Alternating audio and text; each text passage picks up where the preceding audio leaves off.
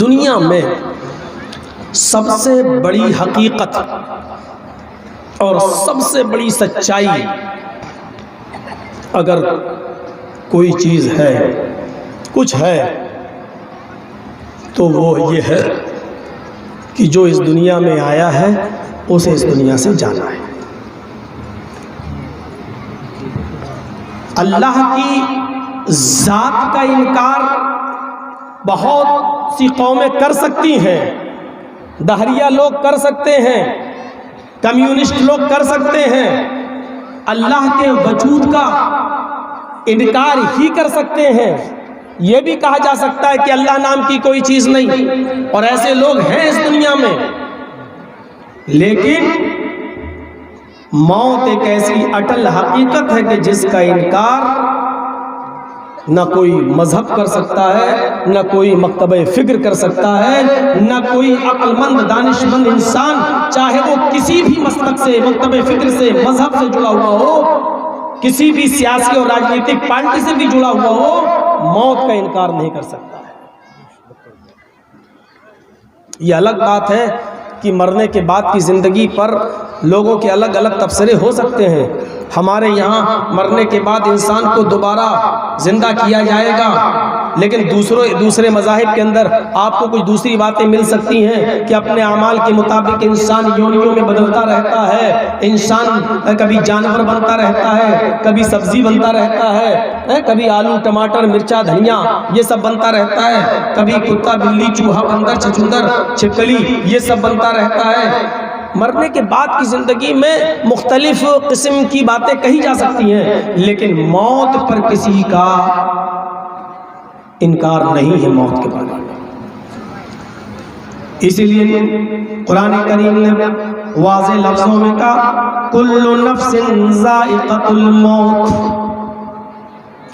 کل نفس ذائقۃ الموت وانما توفون اجورکم یوم القیامہ فمن زحزح عن النار وادخل الجنہ فقد فاز وما الحیاۃ الدنیا الا متاع الغرور۔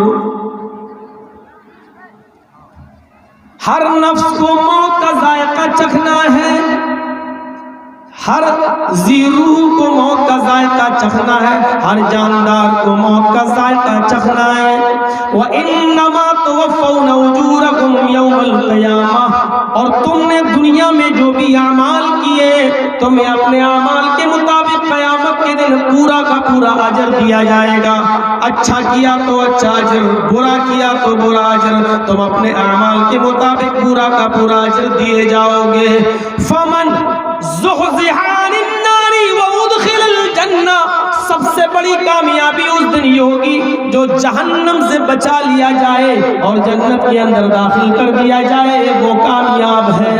فمن زحزح عن النار، جو جہنم سے دور کر دیا جائے، جو جہنم سے بچا لیا جائے، وادخل الجنہ، اور جنت کے اندر داخل کر دیا جائے۔ اعمال پیش ہو رہے ہیں، اچھے برے کرتوت سب اجر دیا جا رہا ہے، تو اب اس اجر کے بعد ہمارا جب فیصلہ ہوگا اپنے عمل کے مطابق، یا تو جنتی یا جہنمی۔ اب ظاہر ہے اپنے اپنے عملوں کی پاداش میں، اپنے اپنے عملوں کے بارے میں جب بدلہ دیا جائے تو اس دن کی سب سے بڑی کامیابی ہوگی، اس دن کی سب سے بڑی نجات ہوگی۔ فمن زحزح عن النار، جو جہنم سے بچا لیا جائے، وادخل الجنہ، اور اس دن جنت کے اندر داخل کر دیا جائے، فقد فاز، وہ کامیاب ہو گیا۔ اصل کامیابی یہ ہے، ذکر ہو رہا ہے موت، ذکر ہو رہا ہے یا موت کا، کامیابی کا، لیکن آگے اللہ تبارک و تعالیٰ نے کیا کہا؟ وَمَا الْحَيَاةُ الدُّنْيَا إِلَّا مَتَاعُ الْغُرُورِ، دنیا کی زندگی تو دھوکے کی زندگی ہے۔ موت کے ذکر کے بعد دنیا کی زندگی کو پیش کر دینا کیا ربط ہے؟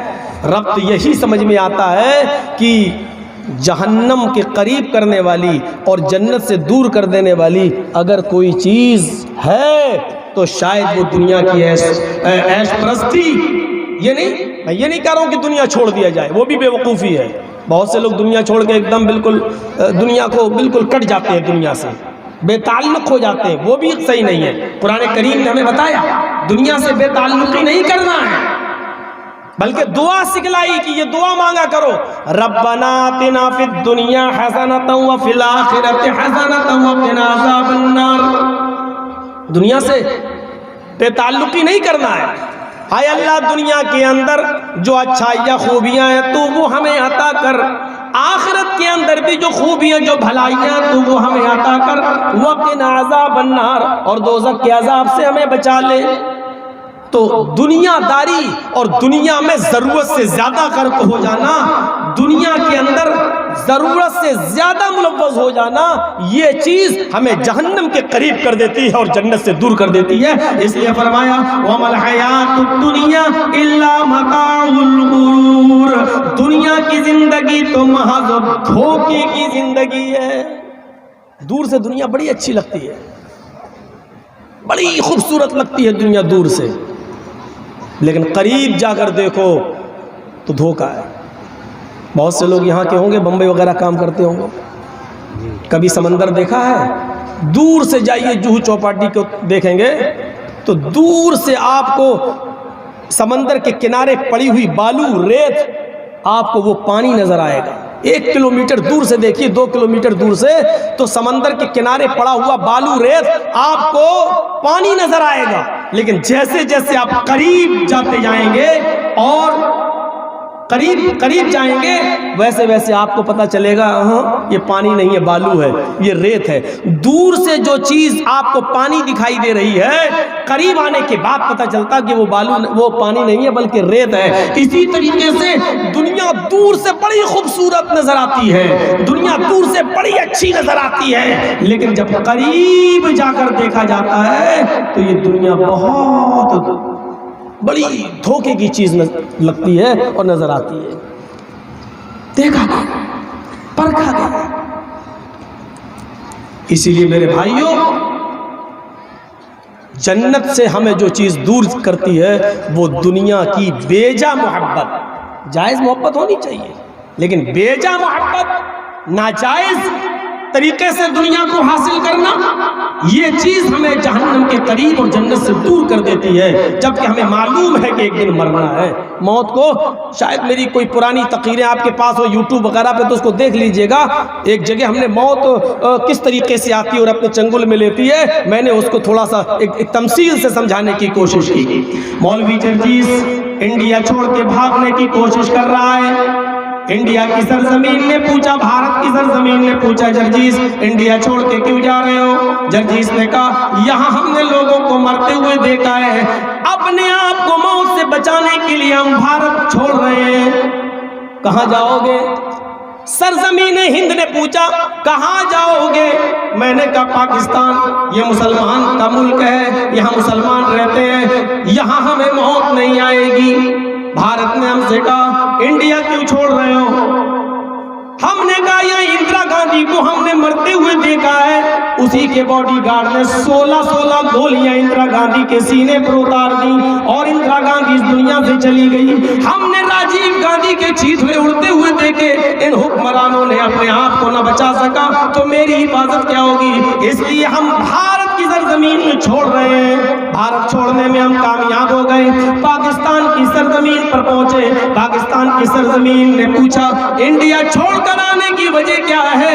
میں نے کہا وہاں موت آتی ہے، اندرا گاندھی بھی مرتی ہے، راجیو گاندھی بھی مرے، مہاتما گاندھی بھی مارے گئے، اس لیے ہم وہاں سے چلے آئے۔ یہ ہمارا مسلمان بھائیوں کا ملک ہے، اس لیے یہاں ہمیں موت نہیں آئے گی۔ پاکستان کی سرزمین بولی یہ تم نے دھوکہ دیا گیا ہے یا تم دھوکہ کھا گئے ہو، یہاں تم نے جنرل ضیاء الحق کے چیتڑے اڑتے ہوئے نہیں دیکھے، یہاں تو بے نظیر بھٹو کی کمپٹی پر بھی پسٹل مار دی گئی، ان کو بھی گولی سے اڑا دیا گیا، یہاں ذوالفقار علی بھٹو کو پھانسی کے تختے پر لٹکا دیا گیا، ادھر بھی موت آئی۔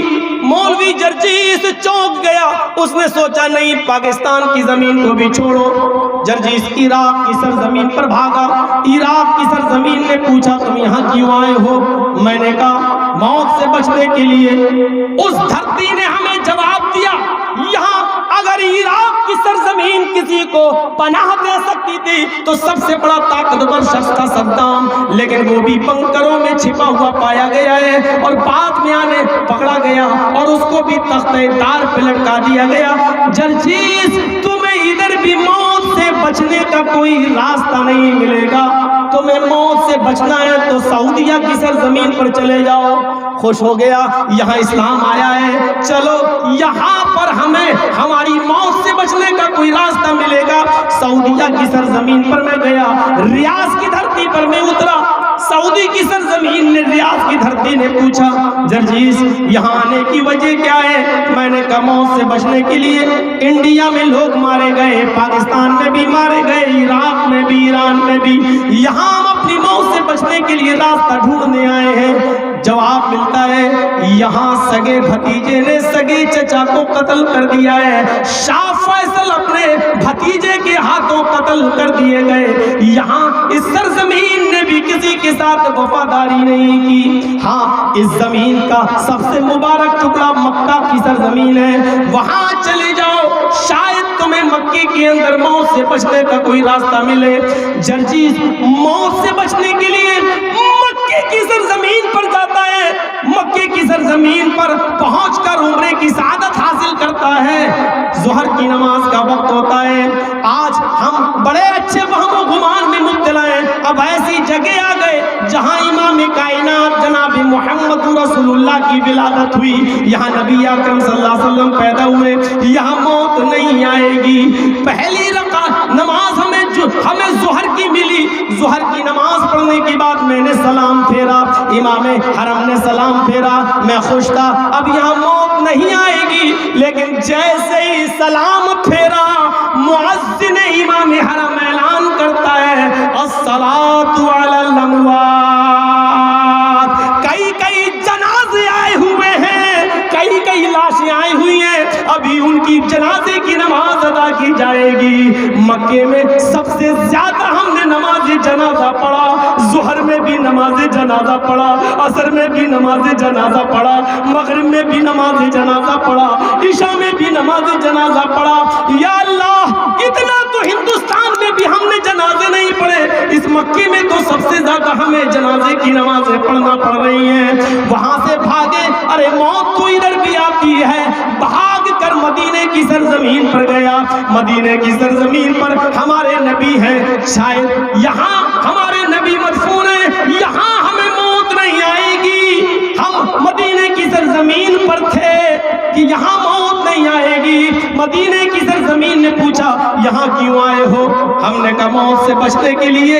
مدینے کی سرزمین چیخ کر کہتی ہے جرجیس اس مدینے کی دھرتی پر اگر سب سے زیادہ پاکیزہ کوئی ہستی، مبارک کوئی ہستی اگر کسی کو زندگی ملنی تھی تو وہ ہستی ہے جو گنبد خضرا کے نیچے آرام کر رہی ہے، وہ جناب محمد رسول اللہ کی ہستی ہے۔ ان کے ایک سائڈ کی طرف دیکھو، وہاں بقیع الغرقد ہے، وہاں صحابہ کرام کی قبریں موجود ہیں۔ اس سرزمین نے نبی اکرم کو نہیں چھوڑا، اس سرزمین نے صحابہ کو نہیں چھوڑا، تم کیسے آؤ، کیسے بچو گے؟ تم اگر موت سے بچنے کے لیے آئے ہو تو تم نے اس سرزمین کا انتخاب غلط کیا ہے۔ ہاں تمہیں موت سے بچنے کا ایک راستہ مل سکتا ہے۔ کیا؟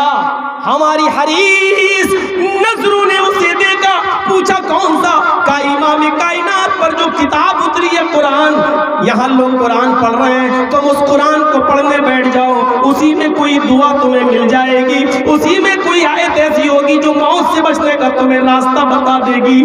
جرجیس اپنی حریصانہ نظروں سے قرآن کریم کی تلاوت کرنے لگا، پڑھنے لگا اور موت سے بچنے کی دعا یا آیت ڈھونڈنے لگا، لیکن پڑھتے پڑھتے اس قرآن نے بھی جرجیس کو بتا دیا اینما تکونوا یدرککم الموت ولو کنتم فی بروج مشیدہ، تم کہیں بھی چلے جاؤ، مضبوط قلعوں میں چلے جاؤ، سمندر کی تاریکوں میں چلے جاؤ، پہاڑوں کے پیچھے چھپ جاؤ، اینما تکونوا युदरिकुमुल मौत, तुम जहां पर भी चले जाओ मौत तुम्हें उधर भी आ लेगी, मौत तुम्हें उधर भी पकड़ लेगी, मौत तुम्हें अपने शिकंजे में उधर भी ले लेगी। मौत से बचने का कोई रास्ता नहीं है। जर्जीस, मौत से बचने का रास्ता तो नहीं है, लेकिन मौत को कामयाब जरूर बनाया जा सकता है। फमन यअमल मिस्काल ज़र्रतिन खैरन यरा वमन यअमल मिस्काल ज़र्रतिन शर्रन यरा। जमीन पर चलना संभल संभल के, जर्रा बराबर भी नेकी करोगे तो उसको भी अपने नामे आमाल में देख लोगे, जर्रा बराबर भी बुराई करोगे तो उसको भी अपने नामे आमाल में देख लोगे। एटीएम चुराने वालों, कैसी लगी आयत? तो मौलाना को कौन बता देता है? मधुपुर में भी जासूस हैं हमारे। और एक बार पेपर में आया और पंजाब के किसी मंत्री का भी पैसा यहाँ के लोगों ने चुरा लिया एटीएम से।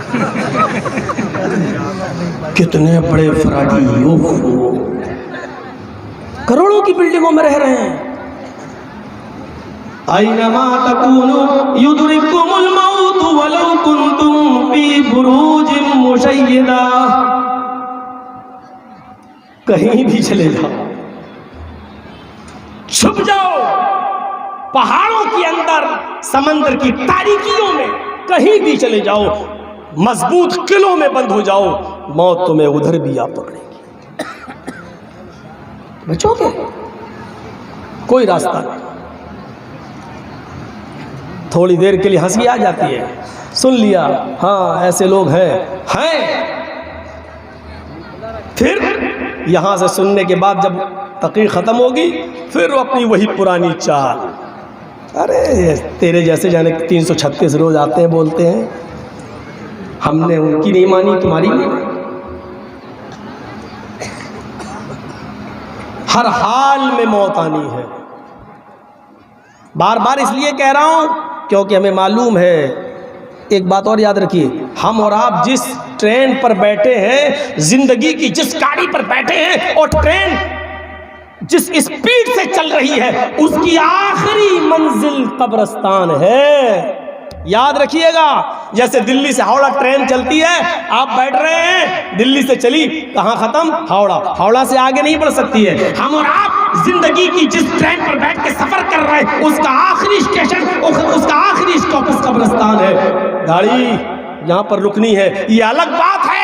किसी की स्टेशन 2 दिन पहले आ जाती है और किसी की स्टेशन 2 दिन के बाद आएगी। आना सबकी, जाना सबको है, पहुंचना सबको है। वही कब्र, वही हमारा ठिकाना, वही हमारी कब्र, वो कब्र कि जिस पर होने वाले अजाब को देखकर इमाम कायनात रुक गए। और बुखारी शरीफ की हदीस के अल्फाज है, आपने सहाबा से फरमाया इन कब्र वालों को अजाब हो रहा है, और सहाबा ने गुजारिश की अल्लाह के रसूल कब्र का अजाब कैसा होता है हमें भी सुनाइए, हम भी सुनना चाहते हैं। तो इमाम कायनात ने कहा था, चोरी करने वालों सुनो, डकैतियां डालने वालों सुनो, एटीएम चुराने वालों सुनो, बिल्डिंगें बड़ी बड़ी बनाने वालों सुनो। इमाम कायनात ने जवाब दिया था, अगर मुझे इस बात का डर न होता, अगर मुझे इस बात का खौफ न होता कि मरने के बाद तुम अपने रिश्तेदारों को, अपने अकरबा को, अपने करीबियों को, अपने मुर्दों को तुम कब्र में दफनाना छोड़ दोगे, उनको कब्र में दफनाना बंद कर दोगे, तो मैं अल्लाह से दुआ करता, अल्लाह ताला तुम्हें कब्र का अजाब सुना देता। लेकिन मुझे डर है, आज मैं अल्लाह से दुआ करके तुम्हें कब्र का अजाब सुना दूं। कब्र के अजाब को सुनने के बाद कहीं ऐसा ना हो कि तुम आज के बाद मुर्दों को कब्र में दफनाना छोड़ दो, अपने रिश्तेदारों को कब्र में दफनाना छोड़ दो, अपने रिश्तेदारों को, अपनी मैयत को कब्र में दफनाना छोड़ दो, भूल जाओ, ऐसा ना हो। इसलिए मैं तुम्हें कब्र का अजाब नहीं सुना सकता, ना अल्लाह से दुआ कर सकता, क्योंकि मुझे डर है कि कहीं ऐसा ना हो कि तुम मुर्दों को कब्र में दफनाना छोड़ दो। हमारी और आपकी आखिरी मंजिल वही है, वही सोचना चाहिए, गौर भी करना चाहिए। भागो, कितना भाग सकते हो। कुल इन्नल मौतल्लज़ी तफिर्रूना मिन्हु फइन्नहु मुलाक़ीकुम। ऐ मोहम्मद सल्लल्लाहु अलैहि वसल्लम, आप अनाउंसमेंट कर दो, आप ऐलान कर दो, इन्नल मौतल्लज़ी तफिर्रूना मिन्हु, जिस मौत से तुम भाग रहे हो, او لوگوں جس موت سے تم بھاگ رہے ہو فَإِنَّهُ مُلَاقِيكُمْ، وہ موت تو تم سے ملاقات کر کے رہے گی۔ کلام صاحب مدھوپور میں کہہ رہے ہیں کہاں جا رہے ہو؟ دلی، اٹاوا جا رہے ہو؟ ہاں، مولانا جرجیت سے ہمارا سلام کہہ دینا، یہ ملاقات نہیں ہے۔ جرجیت صاحب نے کسی کو بھیجا، ہاں مدھوپور، مولانا اشفاق صاحب سے ہمارا سلام کہہ دینا، یہ الیک سلیک تو کہلایا جا سکتا ہے لیکن ملاقات نہیں ہے۔ ملاقات جانتے ہو کسے کہتے ہیں؟ السلام علیکم، آپ نے کہا وعلیکم السلام، میں نے آپ کے ہاتھ میں ہاتھ ڈالا، آپ نے میرے ہاتھ میں ہاتھ ڈالا، میں نے آپ کو گلے لگایا، آپ نے ہمیں سینے سے لگایا، ہم نے آپ کی آنکھوں میں آنکھیں ڈالی، آپ نے ہماری آنکھوں میں آنکھیں ڈالی، یہ ہے ملاقات۔ آنکھوں میں آنکھیں ڈالنے کا نام ہے ملاقات۔ اب میں اس آیت کا ترجمہ ذرا یوں کرتا ہوں، قُلْ إِنَّ الْمَوْتَ الَّذِي تَفِرُّونَ مِنْهُ، اے محمد صلی اللہ علیہ وسلم آپ فرما دیجئے کہ لوگوں جس موت سے تم بھاگ رہے ہو، جس موت سے تم پیچھا چھڑانا چاہتے ہو، جس موت سے تم بچ رہے ہو، یہ موت تو تمہاری آنکھوں میں آنکھیں ڈال کر رہے گی۔ یہ موت تو تمہارے پاس آ کر رہے گی۔ اور بھاگنے کا مطلب بھاگو، تھوڑا سا بخار آیا، کرونا تو نہیں ہو گیا، جانچ کرا رہے ہیں، تھوڑا سا سانس لینے میں دقت ہوئی، بھاگ رہے ہیں ادھر سے ادھر، ہزاروں نہیں لاکھوں روپیہ خرچ کر رہے ہیں، یہ بھی بھاگنا۔ میں یہ نہیں کہہ رہا ہوں کہ مت بھاگو، میں یہ نہیں کہہ رہا ہوں کہ علاج مت کراؤ، لیکن اللہ کیا کہہ رہا ہے؟ جس موت سے تم بھاگ رہے ہو فَإِنَّهُ مُلَاقِيكُمْ، وہ موت تمہاری آنکھوں میں آنکھیں ڈال کر رہے گی۔ بھاگو، کتنا بھاگو گے؟ بچو، کتنا بچو گے؟ آئی سی یو میں چلے گئے، بچ رہے، کوشش بار بار۔ ابھی کورونا میں تو کچھ ایسا بھی ہوا، آپ کو معلوم ہے؟ مرنے کے بعد بھی 3-3 4-4 دن تک فیس بڑھائی گئی۔ وہ ہمارے اٹاوا کے اندر ایک واقعہ ہے، بتاؤں، وہ ایک ہاسپٹل ہے سیفی، ملائم سنگھ نے بنایا، اب تو وہ دوسروں کے ہاتھ میں ہے۔ ایک نوجوان صبح بخار آیا، اس کو وہاں بھرتی کر دیا، شام کو بتایا اس کو کورونا ہو گیا۔ گھر والوں نے سوچا نوجوان مشکل سے 26-27 سال کا غیر مسلم تھا، اس کو کہہ دیا تمہیں وہ کورونا ہو گیا۔ گھر والوں نے کہا چلو ایک دو آج تو کورونا بھی ہو جاتا ہو، صحیح بھی ہو رہا ہے۔ شام کو بتایا سیریس، صبح کہہ دیا کورونا میں اس کی ڈیتھ ہو گئی۔ اب باڈی بھی نہیں دی جا رہی ہے، لپیٹ دیا چاروں طرف، لیکن اس کے گھر والے تھوڑا سا غریب قسم کے تھے اور ویسے تھے واہیات، ہم باڈی لیں گے۔ انہوں نے کہا باڈی نہیں ملے گی، انہوں نے چکا جام کر دیا، روڈ جام کر دیا، کسی قیمت پر مانے ہی نہیں اور باڈی لے کر رہے۔ جھکنا پڑا وہاں کے ڈی ایم کو، باڈی لی، کھولا، پیکنگ میں تھی، کھولا تو 27-28 سال کے لڑکے کا پیٹ پھٹا ہوا تھا، کڈنی نکلی ہوئی تھی، گردے نکلے ہوئے تھے۔ میرے بھائیوں آپ تصور کریے، پھر اس کے بعد جام چلا ہی چلا۔ یہ کتنا تھا، کیا تھا کورونا، ہوا زیادہ کھڑا کیا، اس کے نام پر بزنس بہت ہوئے، اس کے نام پر تجارت بہت ہوئی۔ میرے بھائیوں یہ سب ہوا، بچو، بھاگو، جتنا بھی بھاگ سکتے ہو بھاگو، لیکن انجام فَإِنَّهُ مُلَاقِيكُمْ، وہ تمہاری آنکھوں میں آنکھیں ڈال کر رہے گی، وہ تم سے مل کر رہے گی، وہ تمہیں پا کر رہے گی۔ ثُمَّ تُرَدُّونَ إِلَىٰ عَالِمِ الْغَيْبِ وَالشَّهَادَةِ، ثُمَّ تُرَدُّونَ إِلَىٰ عَالِمِ الْغَيْبِ وَالشَّهَادَةِ، پھر وہ تمہیں پلٹایا جائے گا، تمہیں لوٹایا جائے گا اس ذات کی طرف جو عالم الغیب ہے والشہادہ، اور اپنے علم کے اعتبار سے ہر جگہ حاضر و ناظر ہے، اس ذات کی طرف تمہیں پلٹایا جائے گا۔ اللہ عالم الغیب کی طرف، اللہ کی طرف تمہیں لوٹایا جائے گا۔ فَيُنَبِّئُكُم بِمَا كُنتُمْ تَعْمَلُونَ، پھر وہ تمہیں باخبر کر دے گا، وہ تمہیں بتا دے گا دنیا میں تم نے کیا عمل کیے، اچھے کیے وہ بھی، برے کیے وہ بھی۔ مولوی جرجیس 2 سال پہلے آپ کے مدھوپور میں کیا بول کر گیا؟ ہم نے کہا نہیں آپ جھوٹ بول رہے ہو، میں نے یہ نہیں بولا۔ نہیں آپ نے یہ بولا تھا، معافی مانگیے۔ میں نے نہیں بولا، آپ نے اٹھا کر ہماری ریکارڈنگ سنا دی، یہ لیجئے دیکھیے جرجیس صاحب آپ نے بولا۔ جرجیس صاحب چپ ہو گئے۔ کیا کر سکتے ہیں بھائی، ریکارڈنگ موجود ہے، میری تقریر موجود ہے، اب کیا کر سکتے ہو؟ اب جو بے شرم ہو وہ نہ مانے بہار والوں کی طرح۔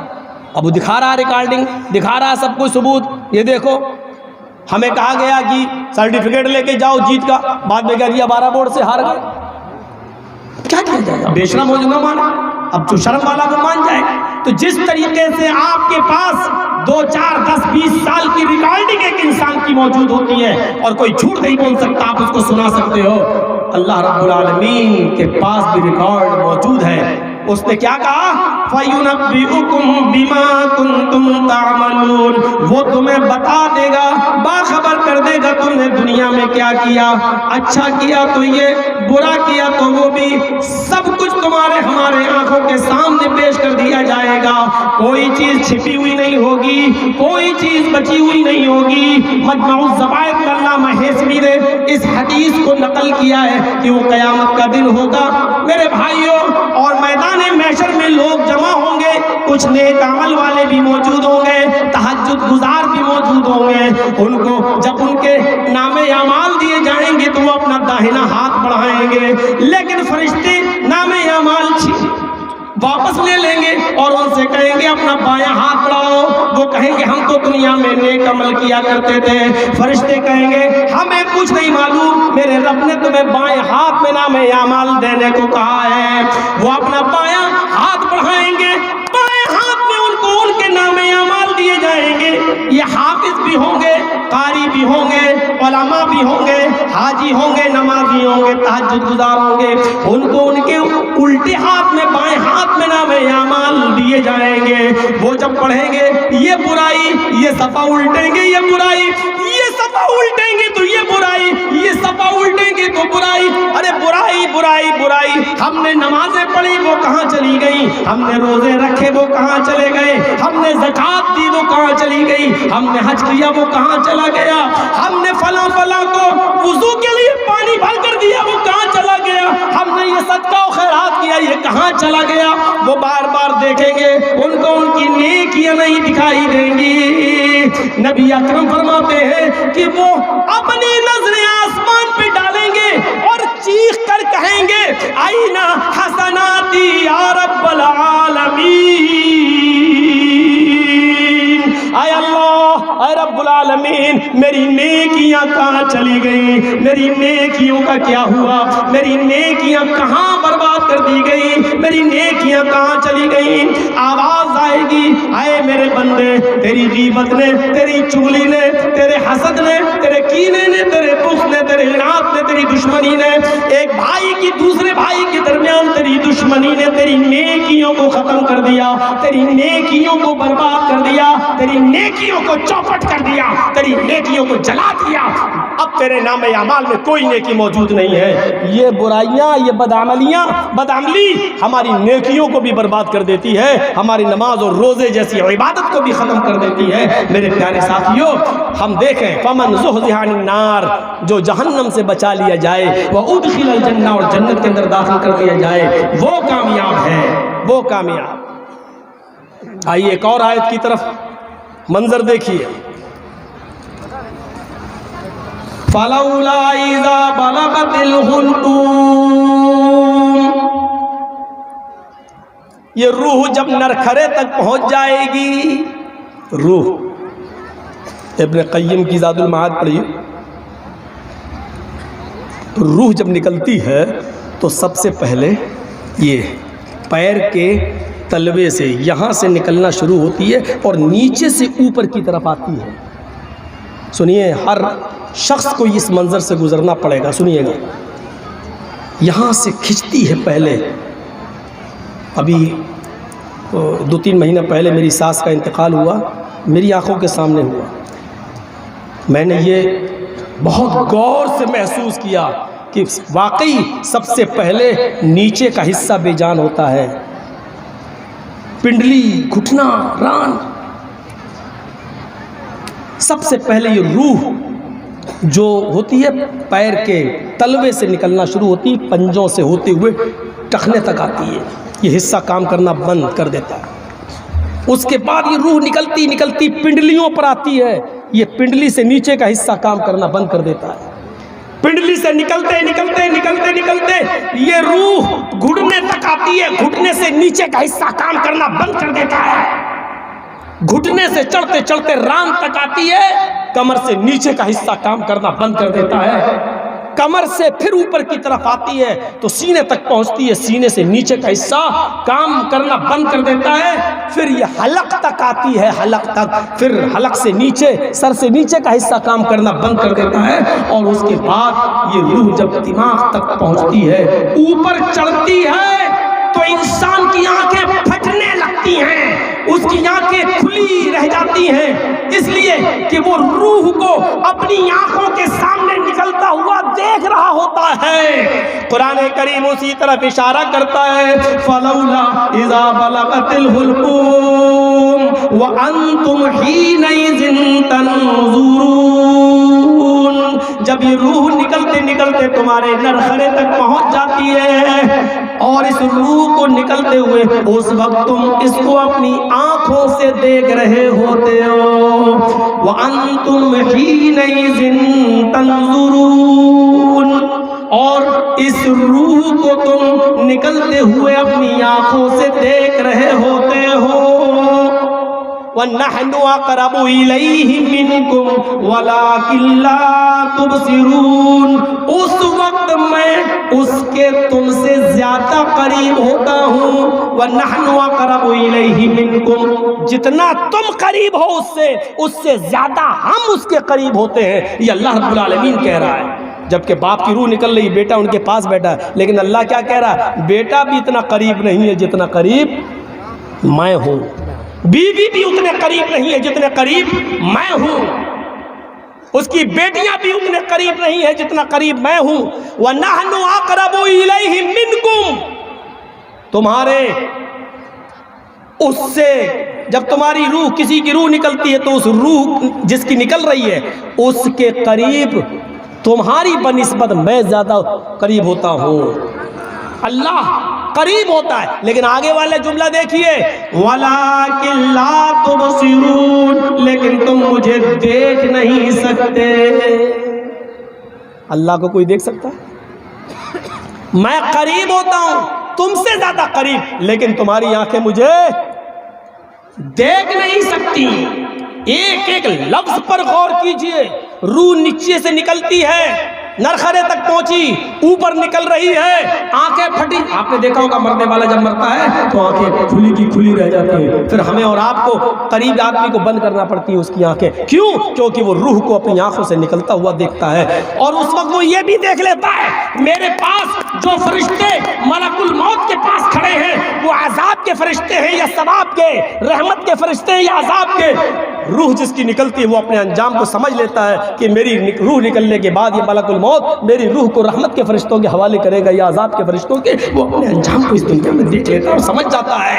وَنَحْنُ أَقْرَبُ إِلَيْهِ مِنْكُمْ، ہاں سنو، اس وقت تم اپنی آنکھوں سے اس روح کو نکلتے ہوئے دیکھ رہے ہوتے ہو، وَنَحْنُ أَقْرَبُ إِلَيْهِ مِنْكُمْ، تم سے زیادہ اس کے قریب اس وقت ہم ہوتے ہیں، تم نہیں ہوتے، وَلَكِنْ لَا تُبْصِرُونَ، لیکن تمہاری آنکھیں مجھے نہیں دیکھ سکتی ہیں، تم مجھے نہیں دیکھ پاتے ہو۔ فَلَوْ إِن كُنْتُمْ غَيْرَ مَدِينِينَ، یہ مارا زوردار تھپڑا، یہ مارا زوردار تماچا، ان کنتم غیر مدینین، اگر تمہارے اوپر کسی کی حکومت نہیں چلتی، اگر تمہارے اوپر کسی کی طاقت نہیں چلتی، اگر تم خود سپر پاور ہو، اگر تم خود طاقتور ہو، اگر تم خود بادشاہ ہو، اگر تم خود ملک کے مالک ہو، اگر تم تخت و تاج کے مالک ہو، اگر تم اپنے آپ کو سپر پاور خود ہی سمجھتے ہو، اگر تمہارے اوپر کسی کی طاقت نہیں چلتی، ترجعونہا، تو جو فرشتہ روح نکالتا ہے اس فرشتے سے وہ روح کو لوٹا کر اپنے اندر واپس کیوں نہیں کر لیتے؟ ان کنتم غیر مدینین ترجعونہا ان کنتم صادقین، اگر تم اپنے دعوے میں سچے ہو، اگر تم سچے ہو تو اس روح کو لوٹا کر اپنے اندر واپس کیوں نہیں کر لیتے؟ اس دیش کے پریزیڈنٹ APJ عبد الکلام بھی اس دنیا سے گئے، وہ بھی اپنی روح کو اپنے اندر نہیں لوٹا پائے۔ پرنب مکھرجی اس دنیا سے گئے، وہ بھی اس روح کو اپنے اندر واپس نہیں لوٹا پائے۔ اگر تم پاورفل ہو، طاقتور ہو، تمہارے اوپر کسی کا بس نہیں چلتا، تمہارے اوپر کسی کی طاقت نہیں چلتی، اگر تم سب سے بڑے طاقتور ہو، تمہارے اوپر کوئی نہیں ہے، ترجعونہا، تو اس روح کو اپنے اندر واپس کر کے دکھاؤ، موت سے جیت کر دکھاؤ، ملک الموت سے روح کو چھین کر اپنے اندر واپس لے کر دکھاؤ، ان کنتم صادقین، اگر تم سچے ہو تو نہیں لوٹا سکتے ہو، کیونکہ یہاں تم بے بس ہو، یہاں تم کمزور ہو۔ کیوں؟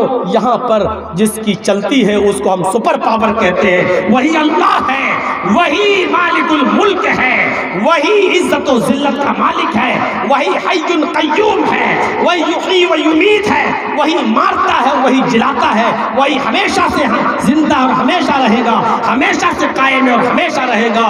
کل من علیہا فان ویبقى وجہ ربک ذو الجلال والاکرام، اسی کی ذات کو بقا ہے اور اس کے علاوہ سب فنا، سب کو فنا ہے، سب موت کے گھاٹ اتر جائیں گے۔ میرے پیارے ساتھیوں، اس جگہ پر ہم تصور کریں ہم اپنے آپ کو کیسا محسوس کر رہے ہیں۔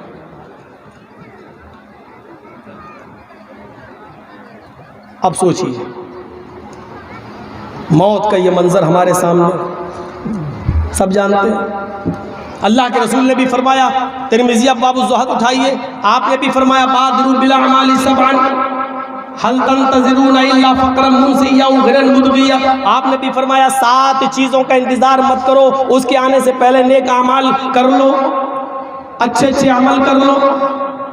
اگر امیر ہو تو غریبی کا انتظار نہ کرو، غریب ہو تو امیری کا انتظار مت کرو، بیمار ہو تو صحت مند ہو تو بیماری کا انتظار مت کرو، جوان ہو تو بڑھاپے کا انتظار مت کرو، اچانک آ جانے والی موت کا انتظار مت کرو۔ آپ نے 7 اعمال ایسے بتائے کہ ان اعمال کا انتظار مت کرو، ان کے آنے سے پہلے تم نیک اعمال کر لو۔ کبھی نبی اکرم صلی اللہ علیہ وسلم فرماتے کہ اکثروا ذکر ہذه اللذات، لوگوں لذتوں کو توڑ دینے والی، انجوائے کو ختم کر دینے والی، لذتوں کو توڑ دینے والی موت کو تم کثرت سے یاد کرو۔ کبھی نبی اکرم کا حال یہ ہے کہ آسمان پر تھوڑی سی سرخی دیکھتے اور بادل تھوڑا سا گرجتا تو آپ مسجد کی طرف بھاگتے، سجدے میں سر رکھ لیتے اور کہتے اللہ اگر آسمان سے بارش ہو تو رحمت کی بارش برسانا، ایسا نہ ہو کہ ان سرخ آسمان سے، اس سرخ بادلوں سے کہیں پتھر یا آگ کیا کا عذاب نازل نہ ہو جائے۔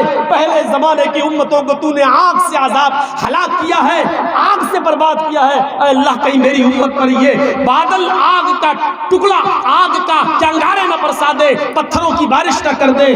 ہم سوچیں کتنی اطمینان کی نیند سے ہم اور آپ سوتے ہیں، کتنی اطمینان کی نیند سے ہم اور آپ سوتے ہیں۔ ذرا تصور کرو، یہاں کبھی آپ عبداللہ ابن عمر کے کاندھے پر ہاتھ رکھتے ہیں اور فرماتے ہیں اے عبداللہ کن فی الدنیا کانک غریب او عابر سبیل، اے عبداللہ اس دنیا کے اندر تم اس طرح رہو جیسے کوئی مسافر، جیسے کوئی اجنبی انسان یا کوئی مسافر، ہاں جیسے مسافر تھک گیا کسی درخت کے سائے میں آرام کرنے کے لیے بیٹھ گیا، تھوڑا سستایا اور آگے بڑھ گیا، اسی طریقے سے تم بھی اس دنیا میں رہو، ہمیشہ اس دنیا میں نہیں رہنا ہے، چند دنوں کے لیے آئے ہو پھر اٹھ کے چلے جاؤ گے، چند دنوں کے لیے اس دنیا میں آئے ہو پھر اس دنیا سے چلے جاؤ گے۔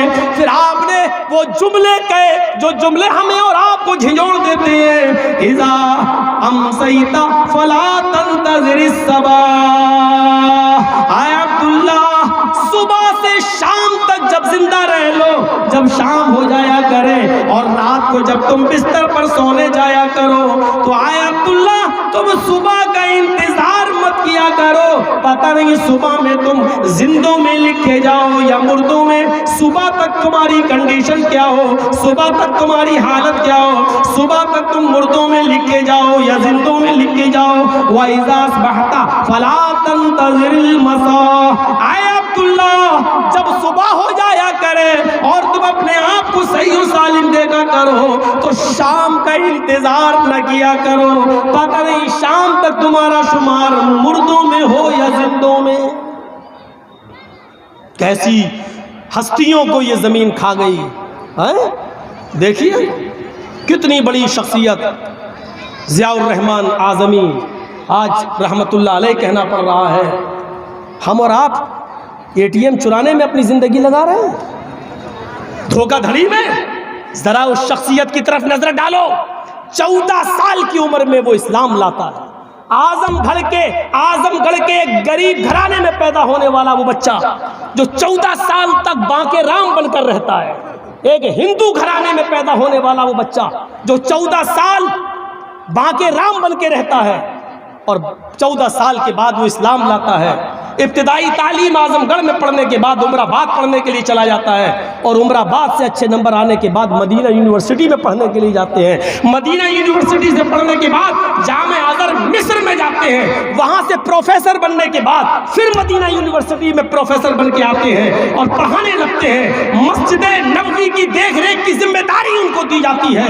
اگر مجھے کھڑا کر دیا جائے تو ہم جتنے لمبے اور جتنے اونچے ہیں، زمین سے ان کی لکھی ہوئی کتابیں اگر رکھی جائیں تو ہمارے برابر پہنچ جائیں گی۔ ہم ابھی اتنی کتابوں کو پڑھ نہیں سکے، انہوں نے اتنی کتابیں لکھ دیں، اتنے بڑے مصنف۔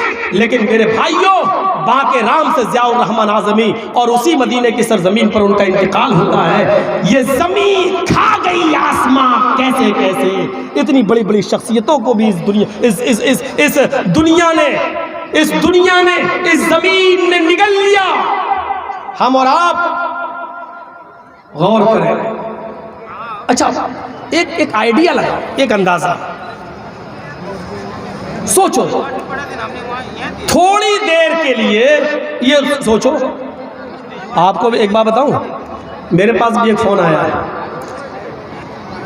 ہلو، کون؟ اب وہ کون تھا اس نے اپنا نام نہیں بتایا۔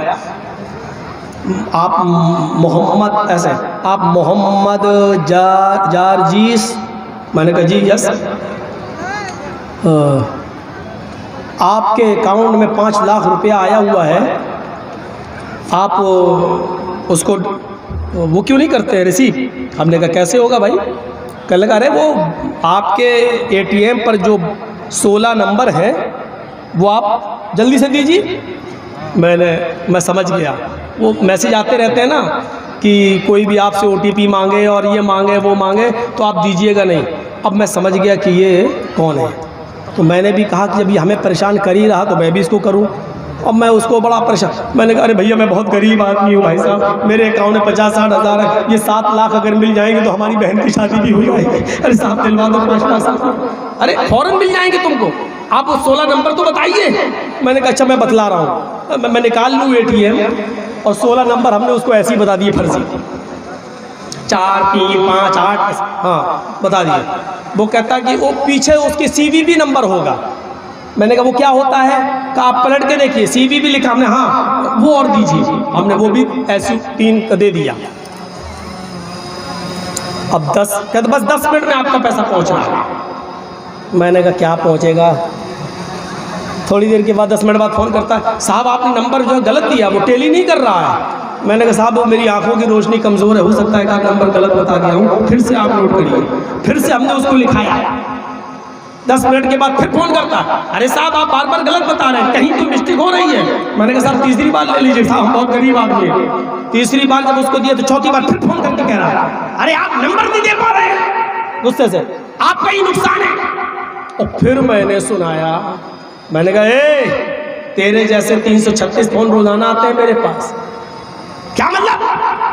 میں نے تھوڑا سا اس سے جھوٹ بھی بول دیا۔ میں نے کہا میں کرائم برانچ کا آفیسر بات کر رہا ہوں۔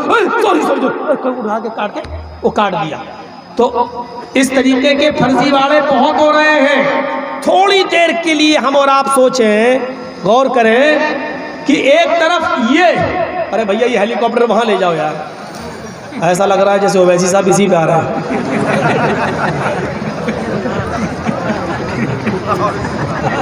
بیڑا گھر ہو گیا۔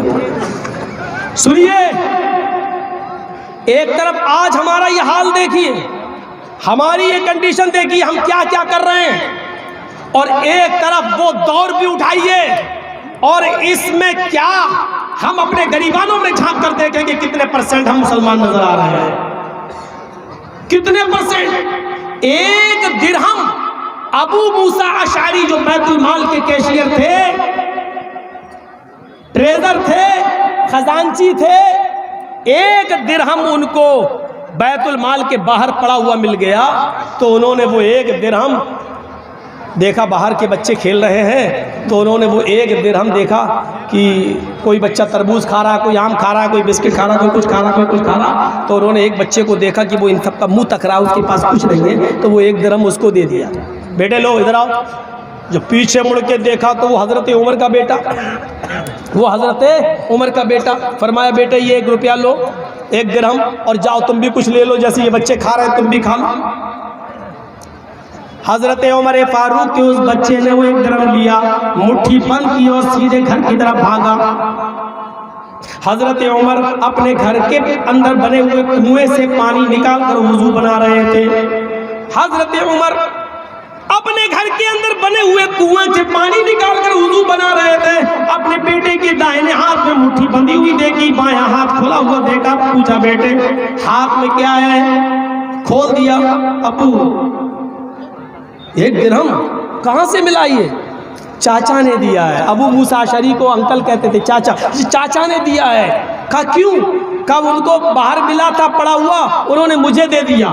چل دیے، وضو بنایا اور اپنے بیٹے کا ہاتھ پکڑا، کھینچتے ہوئے اپنے بیٹے کو لے گئے، ابو موسیٰ اشعری کے پاس پہنچے، دربارے وہیں جہاں خزانچی بیٹھتے تھے ابو موسیٰ اشعری، وہیں بیٹھ کر کہنے لگے آئے ابو موسیٰ یہ تم نے دیا ہے 1 درہم؟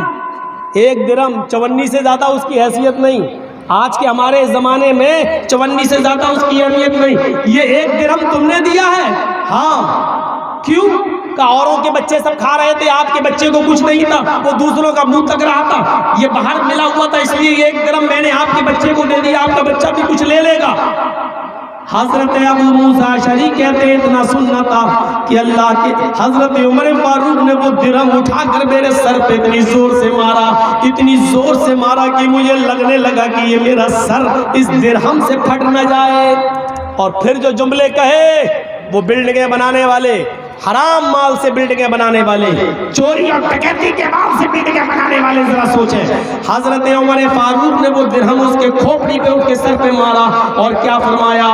آئے ابو موسیٰ جہنم میں ڈھکیلنے کے لیے تجھے تیری نظر میرے گھرانے پر ہی پڑی تھی، کوئی اور تجھے نظر نہیں آیا، جہنم میں داخل کرنے کے لیے، جہنم رسید کرنے کے لیے، جہنم میں بھیجنے کے لیے تیری نظر عمر کے ہی خاندان پر، عمر کے ہی گھر پہ پڑی تھی، اسی کے بیوی بچوں پر پڑی تھی، کوئی اور تجھے نظر نہیں آیا۔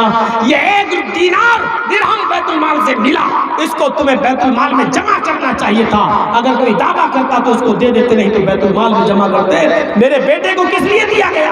آئندہ اگر اس طریقے کی حرکت کی تو تمہیں بیت المال سے بے دخل کر دیا جائے گا، خزانچی کے عہدے سے نکال دیا جائے گا اور سزا دی جائے گی سو الگ۔ 1 درہم بھی لینا گوارا نہیں کیا، 1 درہم بھی، اور ابو خزانچی کو ڈانٹ دیا۔ یہاں پنجاب کے منتریوں کا بھی پیسہ نہیں بچتا، اور کتنے سکون سے سوتے ہیں، سوچو تو صحیح۔ اچھا اس میں ایک آدمی کی ملی بھگت نہیں ہے، اگر مولانا جرجیز کا پیسہ دھوکے دھڑی سے یہ لوگ لے لیں تو پولیس بھی نہیں دلا پائے گی، صحیح بتا رہا ہوں، پولیس کی باپ بھی نہیں دلا پائے گی۔ کیوں؟ ان کا اس پیمنٹ میں سے جو یہ لیتے ہیں ان کو حصہ ملتا ہے، حصے داری جاتی ہے۔ آپ مرتے رہیے، ارے منتریوں کو نہیں ملا تو ہمیں کیا ملے گا، دوڑتے رہیے، نہیں ملے گا۔ اس لیے امانت داری و ایمانداری کا یہ واقعہ میں نے آپ کے سامنے رکھا۔ حضرت عمر فاروق رضی اللہ تعالیٰ عنہ کا، انہوں نے درہم اٹھا کر ان کے سر پہ پٹکا اور کہا میرا ہی گھر ملا تھا، میرا ہی خاندان ملا تھا، میرا ہی گھرانہ ملا تھا، خبردار آئندہ یہ حرکت کی نوکری بھی چھین لیں گے اور سزا بھی دیں گے۔ کیسا لگ رہا ہے؟ ہم کتنے مسلمان نظر آ رہے ہیں؟ کتنے پرسنٹ؟ موت کے اس منظر کے بعد میرے بھائیوں ہم ایک چیز بھول جاتے ہیں۔ جب یہ بات سب کو معلوم ہے کہ مرنا ہے تو یہ بھی یاد رکھیے، مرنے پر، کسی کے انتقال پر ہمیں اپنی سیما نہیں لانگنی چاہیے۔ بہت سی جگہ پر دیکھا گیا ہے کر کر کے ایسا لگتا جیسے انہی کا بیٹا ہے، کسی کا اور بیٹا تھا ہی نہیں۔ آپ سیکھیے. اللہ کے نبی صلی اللہ علیہ وسلم کا گزر ایک ایسی عورت کے پاس سے ہوا جو اپنے بچے کی قبر کے پاس بیٹھ کر رو رہی تھی. اللہ کے نبی صلی اللہ علیہ وسلم اس عورت کے پاس بیٹھ گئے اور اس کو تسلی دینے لگے. خاتون کیا ہوا ہے؟ کوئی بات نہیں، صبر کرو، اللہ تعالیٰ تمہیں اس کا نیک بدلہ دے گا. اس عورت کی زبان سے کچھ بد زبانی ہو گئی. اس نے اپنے اندر آؤ دیکھا نہ تاؤ دیکھا اور وہ پہچان نہ سکی کہ یہ محمد رسول اللہ صلی اللہ علیہ وسلم ہے. اس نے جو جملے کہے ہوئے، ارے جا یار، جا جا جا، جو میرے اوپر گزری ہے وہ تیرے اوپر نہیں گزری، بیٹا میرا مرا ہے تیرا نہیں. آپ سمجھ گئے اس وقت اس کی حالت، اس کی کنڈیشن دوسری ہے. آپ نے کچھ نہیں کہا، اٹھے اور سیدھے چلے گئے. کچھ دیر کے بعد اس خاتون سے، اس عورت سے دوسرے لوگوں نے کہا تمہیں معلوم تھا وہ کون ہستی تھی جو تمہارے پاس بیٹھی تھی اور یہ جملے تم نے اس شخصیت کو کہے؟ اس نے کہا مجھے نہیں معلوم، بیٹا میرا مر گیا ہے اور وہ ہمیں تسلی دے رہا ہے. ارے مجھے کہاں سے صبر آ جائے گا، بیٹا میرا مرا ہے، اس کا تھوڑی مرا. لوگوں نے بتایا ارے وہ جناب محمد رسول اللہ صلی اللہ علیہ وسلم تھے جن کو تم نے یہ بد زبانی کی، یہ بد کلامی سے تم ان کے سامنے پیش آئی ہو. اس عورت کو احساس ہوا اللہ کے نبی تھے، یہ رسول اللہ تھے. تھوڑی دیر کے بعد وہ جناب محمد رسول اللہ کے پاس آئی اور آ کر کہنے لگی اے اللہ کے نبی صلی اللہ علیہ وسلم مجھ سے غلطی ہو گئی ہے، میرے ماں باپ آپ پر قربان ہو، میں آپ سے معافی مانگنے کے لیے آئی ہوں. آپ نے کہا کوئی بات نہیں. کہا اللہ کے نبی اب مجھے صبر آ گیا ہے، آپ نے صبر کی تلقین کی، میں صبر کرتی ہوں اپنے بیٹے کے انتقال پر. تو آپ نے جو جملے کہے، حدیث کے الفاظ یہ ہیں، آپ نے فرمایا انما الصبر عند الصدمۃ الاولى، بعد میں تو سبھی کو صبر آ جاتا ہے. صبر اب تم کر رہی ہو کوئی فائدہ نہیں ہے. صبر تو اسی وقت کرنا تھا جب بچہ فوت ہوا تھا، جب بچے کا انتقال ہوا تھا، اسی وقت تمہیں صبر کرنا چاہیے تھا. تم نے اس وقت صبر نہیں کیا، اب تم صبر کر رہی ہو. ارے بعد میں تو سبھی کو صبر آ جاتا ہے، اب تمہیں آ گیا تو کیا ہوا، بعد میں تو سبھی کو صبر آ جاتا ہے. بے قابو ہو جاتی ہے ہماری ماں بہنیں. ہو سکتا ہے کہ میں اس واقعے تک پہنچ پاؤں اور اپنی ماں بہن بیٹیوں کو بتا سکوں کہ دیکھیے عورتوں کا کردار صبر کے سلسلے میں یہ ہوا کرتا تھا، اور آج ہماری ماں بہنیں کس طریقے بیٹا بیٹی کے انتقال پر کس طریقے سے ماحول، کس طریقے سے ہا ہو اور ہو ہلا کرتی ہے. آئیے جناب محمد رسول اللہ صلی اللہ علیہ وسلم کا بھی اپنا بیٹا جو ماریہ قبطیہ کے بدن سے پیدا ہوا، آپ کا اپنا بیٹا 18 مہینے کی عمر میں فوت ہو جاتا ہے. ماریہ قبطیہ خبر بھیجتی ہے اے اللہ کے نبی آپ کی بیٹی کی نفس سانس اکھڑ رہی ہے، جلدی آئیے. اللہ کے نبی صلی اللہ علیہ وسلم دوڑے ہوئے آئے، اپنے بیٹے کو جانکنی کے عالم میں دیکھا، ابراہیم کو جانکنی کے عالم میں دیکھا.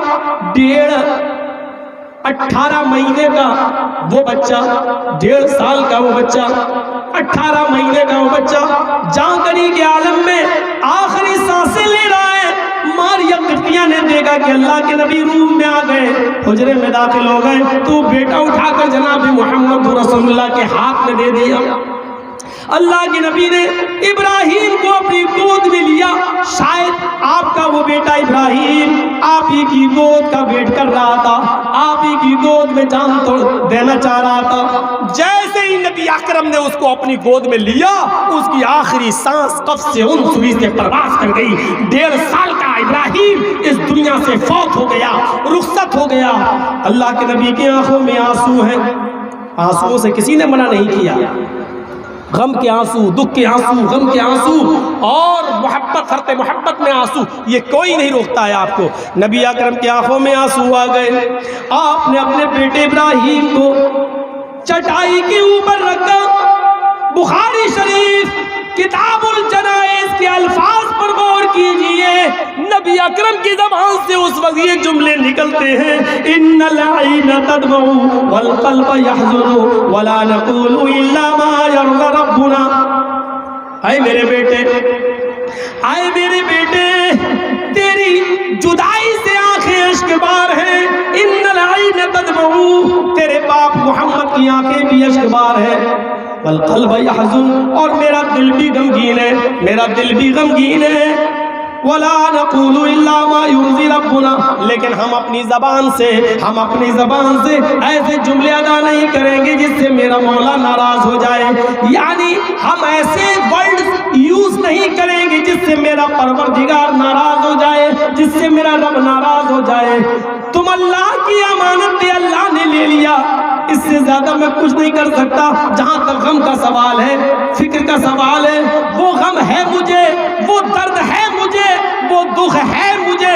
وَإِنَّ بِفِرَاقِكَ لَمَحْزُونُونَ یا ابراہیم، اے ابراہیم تیری جدائی سے تیرا باپ غمگین ضرور ہے، اے ابراہیم تیری جدائی سے تیرے باپ کو تکلیف ضرور پہنچی ہے، لیکن ہم اپنی زبان سے ایسے جملے ادا نہیں کریں گے جس سے میرا پروردگار، جس سے میرا مولا، جس سے میرا رب مجھ سے ناراض ہو جائے، ہم ایسے جملے ادا نہیں کریں گے۔ یہ ہوتا ہے صبر۔ اچھا آپ ہی کے علاقے کی عورتیں نہیں، ہم لوگوں کے علاقے کی بھی عورتیں، پتہ نہیں کبھی کبھی جب کوئی بچہ مر جائے تو وہ کھلونے بھی اٹھا لاتی ہیں، اب اس سے کون کھیلے گا، ایسا روتی ہیں وہ، کبھی جھنجھنے، کبھی کھلونے، کبھی رکشہ، کبھی گاڑی، ایسا لگتا ہے جیسے، اب ہم کیا بتائیں، کچھ کہہ بھی نہیں سکتے نہ برا لگ جائے۔ میرے بھائیوں، نبی اکرم صلی اللہ علیہ وسلم سے سیکھیے، نبی کے زمانے کی اس عورت سے بھی سبق حاصل کیجئے جو اللہ کے رسول سے کہنے لگی جا جا تیرا بیٹا تھوڑی مرا، میرا مرا، جس پر گزرتی وہی جانتا۔ بعد میں وہ آئی معافی مانگی، لیکن نبی اکرم کیا کہہ رہے ہیں، نہیں معافی مانگ رہے، معاف تو کر دیا۔ اس نے کہا صبر آ گیا، آپ نے فرمایا انما الصبر عند الصدمۃ الاولى، صبر تو وہ ہے جو پہلے مصیبت کے وقت کیا جائے، بعد میں تو سبھی کو صبر آ جاتا ہے۔ میری ماں بہنوں آؤ سنو، تمہارے لیے ایک اور نصیحت، حضرت ام سلیم کے اس واقعے کو ذرا سامنے رکھیے۔ بیٹا ان کا بیمار تھا، دوا علاج چل رہا تھا، ان کے اس بچے کے باپ ام سلیم کے شوہر ابو طلحہ روزانہ صبح جاتے تھے، شام کو آتے تھے۔ اچانک ایک دن صبح کام سے گئے ہوئے ہیں اور بیٹا یہاں انتقال کر گیا بیماری میں، چھوٹا سا بچہ۔ اور اب سنیں ہماری ماں بہنیں، ام سلیم کا چھوٹا سا بیٹا، ابو طلحہ کا چھوٹا سا بیٹا انتقال کر گیا۔ محلے کی دو چار عورتوں کو پتا چلا، ام سلیم نے کہا سنو میرے شوہر باہر گئے ہوئے ہیں، شام کو مغرب کی نماز کے بعد واپس آئیں گے، تم میں سے کوئی بھی عورت یا کوئی بھی شخص میرے شوہر کو میرے بیٹے کی موت کی خبر نہیں دے گا، میرے بیٹے کی موت کی خبر میں ہی دوں گی۔ ام سلیم نے کھانا بنایا، مغرب کی نماز کے بعد ابو طلحہ جب گھر میں داخل ہوتے ہیں، او سنو ام سلیم نے کھانا بنایا، پڑھیے کھانا بنانے کا لفظ موجود ہے، میں نہیں کہہ رہا ہوں، یہ سچ ہے، جس کے گھر میں کوئی میت ہو جائے، انتقال ہو جائے، اس کے گھر میں 3 دن تک چولہا نہیں جلتا، رشتہ داروں کی طرف سے کھانا آتا۔ لیکن میں تمہیں صبر کا معنی بتانا چاہتا ہوں کہ دیکھیے ام سلیم نے اپنے بیٹے کے انتقال پر کیسا صبر کیا۔ مغرب کی نماز کے بعد میرے شوہر میرے گھر پہ آئیں گے، اگر آتے ہی میں نے ان سے کہہ دیا کہ بیٹے کا انتقال ہو گیا تو وہ دن بھر کے بھوکے پیاسے آئیں گے، پھر بیٹے کے غم میں ان سے کچھ نہیں کھایا جائے گا۔ انہوں نے کھانا بنایا، بیٹا تو چلا گیا، اب شوہر کو کیوں پریشان کیا جائے، ان کو کیوں بھوکا رکھا جائے، ان کے غم میں اور کیوں اضافہ کیا جائے۔ میری ماں بہنوں، تصور میں بھی تم نہیں سوچ سکتی ہو ام سلیم نے اس رات میں کیا کیا کیا۔ سوچو، سنو، ابو طلحہ جب گھر میں آتے ہی فریش ہوتے ہیں، بیوی نے دسترخوان لگا دیا، آئیے کھانا کھائیے۔ ام سلیم نے پوچھا، ابو طلحہ نے پوچھا ام سلیم بیٹا کیسا ہے، بیٹے کی طبیعت کیسی ہے؟ بیمار چھوڑ کر گیا تھا، اس کی بیماری کے بارے میں بتاؤ کیسی ہے؟ فرما بردار بیوی مسکرا کر جواب دیتی ہے، الحمدللہ، اے میرے سرتاج، اے میرے شوہر، بیٹے کی طرف سے فکر نہ کیجئے، الحمدللہ، اور دنوں کی بنسبت آج وہ بہت سکون سے ہے، آج وہ بہت آرام سے ہے، آج اس کو بہت افاقہ ہے، آج اس کو کوئی تکلیف نہیں ہے، آج وہ بہت سکون سے ہے۔ بیوی کی زبان سے یہ جملہ سنا، دوسرے کمرے میں بیٹی کو دیکھنے کی ضرورت محسوس نہیں کی، سکون سے کیا کر رہا؟ سو رہا، ٹھیک ہے سونے دو، پھر میں اس کو ڈسٹرب نہ کروں، ٹھیک ہے کھانا لگاؤ۔ بیوی نے کھانا لگایا، ام سلیم نے بھی کھانا کھایا، ابو طلحہ نے بھی کھانا کھایا۔ ایمانداری کے ساتھ بتاؤ، جس کا زندگی کا سہارا وہ بیٹا گھر میں انتقال کر گیا ہو، سامنے والے کمرے میں اس کی باڈی رکھی ہوئی ہو، اور ادھر ام سلیم اس دن کھانا کھا رہی ہیں اور اپنے شوہر کو کھلا رہی ہیں، صبر کیا یہ کہہ سکتے ہو کہ ان کو صبر نہیں تھا؟ کیا یہ کہہ سکتے ہو کہ ان کو بچے سے محبت نہیں تھی؟ ہم نے صبر کا معنی جانا ہی نہیں، سمجھا ہی نہیں۔ ہماری آج کل کی عورتیں ہوتی تو اور محلے اگر ایسا کر بھی دے تو محلے کی عورتیں گاؤں کی کتنی بڑی، ارے وہ اس کا کلیجہ دیکھو کتنا بڑا ہے، بیٹا مر گیا وہ کھانا کھا رہی تھی، وہ آدمی کتنا بڑا، اچھا وہ بھی کھانا کھا رہا تھا، ارے اس کو تو محبت ہی، ساری محبت کا ٹھیکہ لگتا ہے کہ آج کل ہمیں اور آپ ہی کو ہے، ان لوگوں کو تو محبت ہی نہیں تھی۔ اب سنیے، ہاں سنیے، ابو طلحہ کہتے بیوی میں تھکا ہوا ہوں، بیوی کہتی ہے تھوڑا سا آرام کریے، ادھر بیوی زیب و زینت کرتی ہے۔ ہاں حدیث کے الفاظ ہیں، خوشبو لگاتی ہے، گھر میں خوشبو لگائی جا سکتی ہے، اپنے شوہر کے لیے، شادی میں جانے کے لیے نہیں،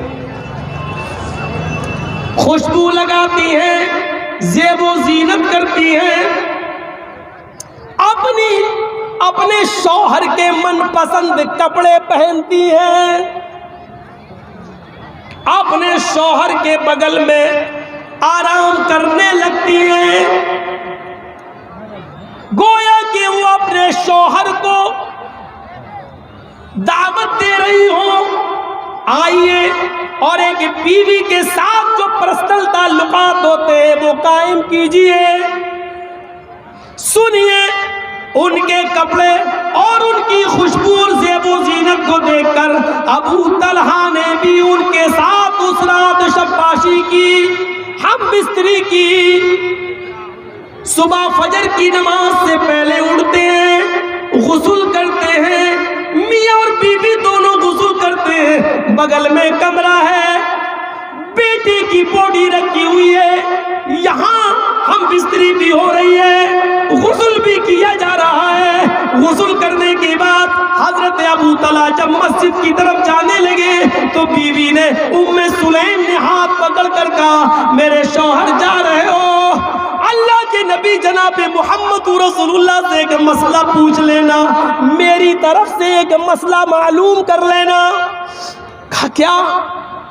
آئے میرے پیارے شوہر، مسئلہ یہ ہے، کچھ دنوں پہلے میری کسی سہیلی نے میرے پاس کوئی چیز امانت رکھی تھی، میرے پاس اس نے امانت کے طور پر رکھی تھی کہ جب میں تم سے یہ چیز مانگوں تب تم مجھے دے دینا۔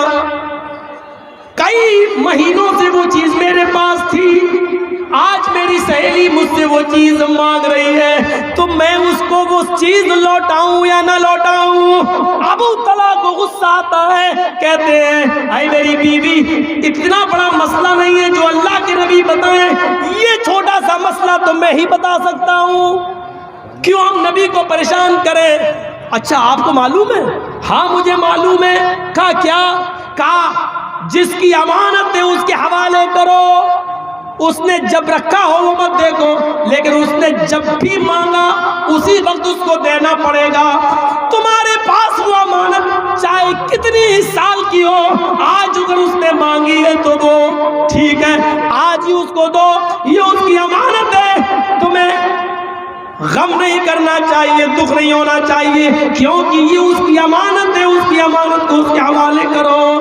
کہتی ہے میرے پیارے شوہر اب مسئلہ آپ نے حل کر دیا ہے تو اب غور سے سنیے، آج سے کچھ مہینے پہلے اللہ نے مجھے ایک امانت دی تھی بیٹے کی شکل میں، اللہ نے مجھے ایک امانت دی تھی بیٹے کی شکل میں، کل عصر کی نماز کے بعد اللہ نے وہ اپنی امانت مجھ سے مانگی، میں اس کو انکار نہ کر سکی، میں نے اللہ کی امانت کو اللہ کے حوالے کر دیا ہے، اس نے مانگی، ہم نے اس کی امانت اس کو دے دی، میرا بیٹا بھی اس دنیا میں نہیں رہا، میں نے کل آپ سے کہا کہ وہ سکون سے ہے، یہی اس کا سکون ہے کہ اس کی روح آسانی سے قبض انصری سے پرواز کر گئی۔ میرے شوہر میں نے تو آپ کو ہم بستری آپ کو سکون دینے کے لیے کی ہے، اور آپ کو کھانا اس لیے کھلایا ہے تاکہ آپ مزید دن بھر کے تھکے ہوئے تھے غم میں اور الجھن میں نہ پڑ جائیں۔ یہ تم نے کیا کیا ام سلیم؟ تم نے رات ہی میں کیوں نہیں بتایا؟ ہم اس کی رات ہی میں تجہیز و تکفین کرتے، تم نے رات میں کھانا بھی کھلا دیا، ہمارے ساتھ لیٹ بھی گئی، ہم بستری بھی کی، یہاں فجر کی نماز پڑھنے کے لیے جاتے ہیں، وہاں فجر کی نماز کے بعد یہ پورا واقعہ حضرت ام سلیم اللہ کے نبی سے بیان کرتے ہیں، اے اللہ کے نبی صلی اللہ علیہ وسلم آج ایسا ہوا، جانتے ہو جناب محمد رسول اللہ نے حضرت ام سلیم کو برکت کی دعا دی اور فرمایا اے ابو طلحہ بہت خوش نصیب ہے تمہاری بیوی جو تمہارے ساتھ اس نے ایسا کیا، اللہ رب العالمین تمہاری بیوی کو بھی برکت دے، اللہ رب العالمین آج کی رات جو تم لوگوں نے مباشرت کی ہے، مجامعت کی ہے، اللہ رب العالمین اس میں بھی برکت عطا فرمائے۔ اسی رات حضرت ام سلیم حاملہ ہوئی، پریگننٹ ہوئی، اور اسی رات ان کو اللہ رب العالمین نے ایک بچہ ان کے رحم مادر کے اندر وجود میں لے آیا۔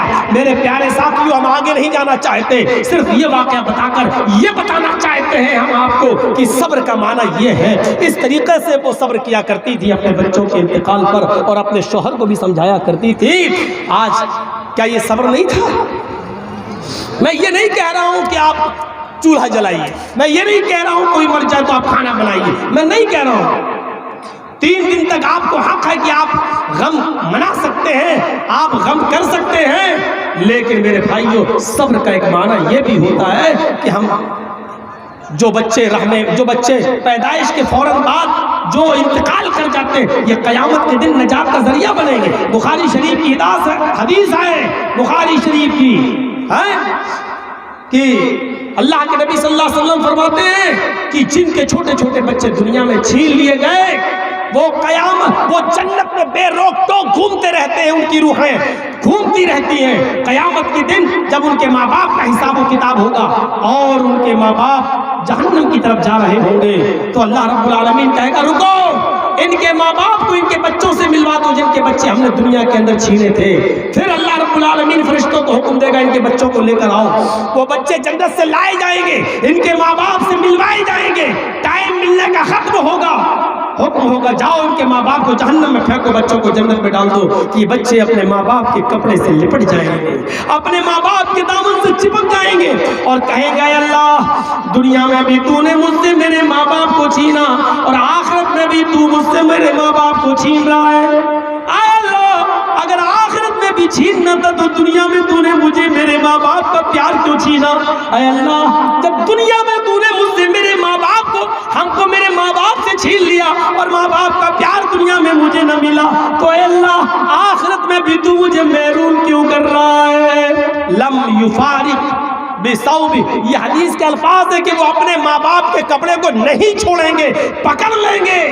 اللہ کی غیرت جوش میں آئے گی اور کہے گا فرشتوں میں نے ان کے ماں باپ کے چھوٹے چھوٹے بچوں کی آرزو اور تمناؤں کو پورا کر دیا، جاؤ ان بچوں کے ساتھ ان کے ماں باپ کو بھی جنت کے اندر داخل کر دو۔ یہ صبر کرنے والے ماں باپ کو ملے گا نوحہ، ماتم، رونا، پیٹنا، چیخنا، زمانے جاہلیت کے نعرے لگانا اور الٹے سیدھی باتیں بولنا، یہ ان لوگوں کو نہیں جنہوں نے اپنی اولاد کے انتقال پر صبر کیا ہوگا، ان کو اللہ رب العالمین ان کے بچوں کی وجہ سے ان کو جنت کے اندر داخل کرے گا اور نجات ملے گی۔ ایک چیز اور بہت اہم یہ موضوع ہے موت کا، اور یہ معلوم ہے کہ آئے گی۔ دوسری بات، موت، جس کی موت قریب آ رہی ہو اور جو یہ جان رہا ہو کہ اب میری موت کا وقت قریب ہے، اب زیادہ نہیں، اور اتنا ہی اس کے چہرے پر حشاشیت اور بشاشیت آ رہی ہو، رونق آ رہی ہو، جیسے جیسے وہ موت کے قریب جا رہا ہو ویسے ویسے اس کو خوشی بھی ہو رہی ہو کہ مجھ سے میرے رب کی ملاقات کا وقت قریب آ رہا ہے، جان لیجئے یقیناً اس کے اندر ایمان ہے۔ موت مومن کی نگاہ میں کیا حیثیت رکھتی ہے، اس کے ایک دو واقعات میں آپ کے سامنے رکھنا چاہتا ہوں، اور ضروری ہے کہ میں اس واقعات رکھوں۔ سنیے، ہمیں پتہ چل گیا بخار، پھیپڑے جا رہے ہیں، کڈنی ڈائلیسس ہو رہی ہے، سب کچھ ہو رہا ہے، لیکن جو حقیقی مومن ہوگا وہ موت کو اپنے قریب دیکھے گا تو وہ گھبرائے گا نہیں، بلکہ اس کے چہرے پر رونق ہوگی۔ حضرت فاطمہ، بخاری شریف کے الفاظ ہیں، فاطمہ رضی اللہ تعالیٰ عنہ روزانہ جب گھر میں آیا کرتی تھی تو اللہ کے نبی کھڑے ہو کر ان کا استقبال کرتے تھے اور اپنی بیٹی کی پیشانی کو چومتے تھے، بوسہ لیتے تھے، لیکن آج مرض الموت میں مبتلا ہے، اللہ کے نبی بستر سے اٹھ نہیں پا رہے، فاطمہ رضی اللہ تعالیٰ عنہ آتی ہیں، آج دیکھتے ہیں کہ میرے ابو کی طبیعت خراب ہے، بستر سے اٹھ نہیں پا رہے ہیں، تو خود آتی ہیں اور ان کی پیشانی کا بوسہ لیتی ہیں۔ اللہ کے نبی صلی اللہ علیہ وسلم پریشان ہیں اس دن، آپ پانی میں کے برتن میں ہاتھ ڈالتے، نکالتے، اپنے چہرے پر ملتے جاتے، بار بار پانی میں ہاتھ ڈالتے اور اپنے چہرے پر ملتے جاتے، اپنے کپڑوں پر، اپنے ہاتھ پیر پہ ملتے جاتے، اور یہ فرماتے جاتے، بخاری شریف کی حدیث کے الفاظ، ان للموت سکرات، ان للموت سکرات، موت کے لیے بڑی بے چینیاں ہیں، موت کے لیے بڑی سختیاں ہیں، موت کے لیے بڑی بے چینیاں ہیں، موت کے لیے بڑی سختیاں ہیں۔ اللہ کے نبی کی زبان سے نکلنے والے ان جملوں کو جب حضرت فاطمہ نے سنا تو چیخ پڑی، واہ کر بابا، ہائے میرے ابو کی پریشانی، ہائے میرے ابو کی بے چینی، ہائے میرے ابو کی تکلیف، ہائے میرے ابو کی پریشانی۔ یہ کہنا تھا، اللہ کے نبی اپنا دکھ بھول گئے، آپ اپنا غم بھول گئے، آپ نے اپنے بیٹی فاطمہ کو اپنے قریب بٹھایا اور فرمایا، اے فاطمہ، مجھے لگتا ہے کہ یہ بیماری میری آخری ہے، یا تو میں اس بیماری میں، یا آپ نے یوں فرمایا کہ اے فاطمہ، آج میرا آخری دن ہے، آج کے بعد تیرے باپ کو کبھی اتنی تکلیف نہیں ہوگی۔ آپ نے فرمایا، فاطمہ، حضرت جبریل مجھے ہر سال ایک مرتبہ قرآن کا دور کرایا کرتے تھے، اس سال ہم کو 2 مرتبہ قرآن کا دور کرایا جبریل امین نے، مجھے لگتا ہے کہ یہ میرا آخری وقت ہے، یا یہ آج میری آخری دن ہے، آج کے بعد تیرے باپ کو کبھی اتنی تکلیف نہیں ہوگی۔ اتنا سننا تھا، حضرت فاطمہ کی آنکھوں سے اور آنسو نکلنے لگے، جب اور آنسو نکلے تو اللہ کے رسول نے ان کو اور قریب کیا اور ان کے کان میں ایک جملہ فرمایا، فاطمہ دیکھو یہ میرا راز ہے، اس کو راز میں رکھنا۔ کہا کیا؟ اے فاطمہ، ابھی جبریل نے مجھ سے کہا کہ فاطمہ کو یہ خوشخبری سنا دو۔ کیا خوشخبری؟ فاطمہ سیدۃ نساء اہل الجنہ، اللہ تعالیٰ نے فاطمہ کو جنت کی تمام عورتوں کا سردار بنا دیا۔ حضرت فاطمہ کے کان میں یہ جملے اللہ کے رسول نے کہے، حضرت فاطمہ ان جملوں کو سنتی ہیں تو تھوڑا سا ان کو ان کی تکلیف جو نبی اکرم کے انتقال کے غم میں کہ آپ کہیں اللہ کو پیارے نہ ہو جائیں تو میرے اوپر کیا گزرے گی، اس غم میں تھوڑی سی کم ہوتی ہے، لیکن اس کے بعد پھر آپ کی آنکھوں میں آنسو آ جاتے ہیں فاطمہ رضی اللہ تعالیٰ عنہ کے۔ تو اللہ کے نبی نے دوبارہ ان کو پکڑا اور ان کے کان میں جملہ فرمایا، غور سے سنیے اس جملے کے بعد حضرت فاطمہ مسکراتی ہیں۔ بخاری شریف کے الفاظ ہیں، جب دوسرا جملہ اللہ کے نبی نے ان کے کان میں کہا تو حضرت فاطمہ نے مسکرایا، اور جانتے ہو مسکرایا کس جملوں کو سن کر اللہ کے رسول نے ان کے کان میں فرمایا فاطمہ تم کیوں رو رہی ہو، تم کیوں غم کر رہی ہو، تم کیوں اداس ہو، تم کیوں مایوس ہو؟ تمہارے باپ کا اگر آخری وقت ہے تو تمہیں پریشان ہونے کی ضرورت نہیں۔ ایک اور خوشخبری سن لو۔ کہا کیا؟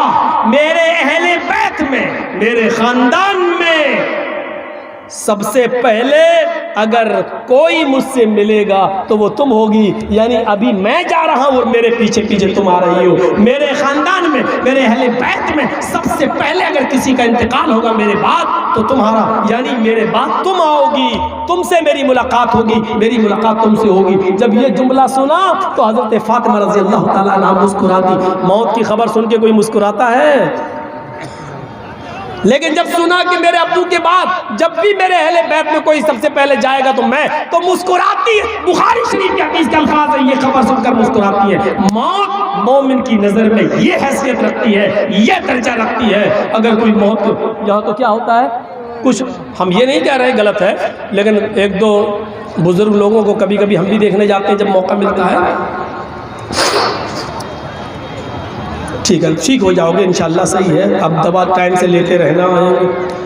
ٹھیک، اب جیسے اٹھنے لگے ٹھیک ہے میں پھر آؤں گا انشاءاللہ۔ ہاتھ پکڑ لیا، 80 سال کا کیا ہوا؟ نہیں انشاءاللہ پھر آؤں گا میں، دعا کر اللہ تعالیٰ سے دعا کر۔ رو رہا ہے اور کہہ رہا ہے، میں یہ نہیں کہہ رہا ہوں کہ وہ غلط کر رہا ہے، لیکن میں یہ بتانا چاہتا ہوں میرے بھائیوں کہ مومن کی نظر میں موت کی حیثیت کیا ہوتی ہے۔ حضرت فاطمہ نے جب یہ سنا تو مسکرائی۔ کیوں میرے ابو کے بعد میرا نمبر، یعنی میں ملوں گی۔ یہ الگ بات ہے کہ ابو کے اس دنیا سے گزر جانے کے بعد وہ فرماتی ہے کہ میرے باپ کے، میرے ابو کے انتقال کے بعد میرے اوپر مصیبتوں، دکھوں اور غموں کے ایسے پہاڑ ٹوٹے۔ اگر وہ دکھ اور غموں کے پہاڑ کسی دن کے اوپر ٹوٹے ہوتے تو وہ دن رات میں بدل جاتا۔ حضرت انس فرماتے جس دن نبی اکرم صلی اللہ علیہ وسلم کا اس دنیا سے انتقال ہوا، اس دن، جس دن اللہ کے نبی صلی اللہ علیہ وسلم مکے سے مدینہ آئے، اس دن مدینے سے زیادہ روشن دن میں نے کوئی نہیں دیکھا۔ مدینے میں اس دن سے زیادہ روشنی میں نے کسی دن نہیں دیکھی۔ لیکن جس دن اللہ کے نبی اس دنیا سے رخصت ہو گئے، اس سے زیادہ تاریک دن اور دکھوں کا دن بھی میں نے کبھی نہیں دیکھا۔ وہاں 12 ربیع الاول کو اللہ کے نبی کا اس دنیا سے رخصتی ہوتی ہے، انتقال ہوتا ہے، تو حضرت فاطمہ کہہ رہی ہیں دکھوں کے پہاڑ ٹوٹے گئے۔ اگر وہ میرے غم اور دکھ پہاڑ پہ ڈال دیے جائیں تو پہاڑ ریزہ ریزہ ہو جائے، دنوں پر ہمارے غم ڈال دیے جائیں تو دن رات میں بدل جائیں۔ یہاں یہ غموں کے پہاڑ ٹوٹ رہے ہیں نبی اکرم کے انتقال کے بعد۔ ایمانداری کے ساتھ بتائیے گا، یہ دور نہیں ہے کسی پر کمنٹ کرنے کا۔ وہاں 12 ربیع الاول کو فاطمہ رضی اللہ تعالیٰ عنہ کا یہ حال ہے، ہمارے یہاں 12 ربیع الاول کو کیا حال ہوتا ہے؟ وہاں 12 ربیع الاول کو حضرت عمر نے تلوار میان سے نکال لی اور فرمایا اگر کسی نے یہ کہہ دیا کہ محمد رسول اللہ کا انتقال ہو گیا تو اس کی گردن اڑا دوں گا۔ ابو بکر نے تلوار چھینی اور فرمایا عمر ہوش میں آؤ، میرا رب میرے نبی کو دو موتیں نہیں دے گا، جو موت میرے نبی پر آنی تھی وہ آ چکی ہے، ڈبل موت اللہ نہیں دے گا۔ آئے لوگوں، پھر محمد کے ممبر پر، مسجد نبوی کے ممبر پر کھڑے ہو کر ابو بکر نے شاندار خطبہ دیا۔ اس خطبے کے الفاظ یہ تھے من کان منکم یعبد محمدا فإن محمدا قد مات۔ لوگوں سن لو، تم لوگوں میں سے جو محمد رسول اللہ کی عبادت کرتا تھا وہ سن لے کہ محمد رسول اللہ اس دنیا میں نہیں رہے، اور جو اللہ کی عبادت کرتا تھا وہ سن لے فإن اللہ حی لا یموت، اللہ زندہ ہے وہ کبھی نہیں مرے گا۔ جو موت محمد رسول اللہ پر آنی تھی وہ آ چکی، اللہ ڈبل موت نہیں دے گا۔ حضرت عمر فاروق کہتے ہیں حضرت ابو بکر نے اس وقت منبر پہ کھڑے ہو کر قرآن کی جو آیت پڑھی، ایسا لگ رہا تھا جیسے یہ قرآن کی آیتیں آج ہی نازل ہو رہی ہوں. وہاں 12 ربیع الاول کو یہ حال ہے, ہمارے یہاں 12 ربیع الاول کو کیا حال ہوتا ہے یہ صرف جائزہ لیں. ہم کسی پر کمنٹ نہیں کر رہے, تھوڑا سا احتساب نفس تو ہونا چاہیے, اپنا جائزہ تو لینا چاہیے.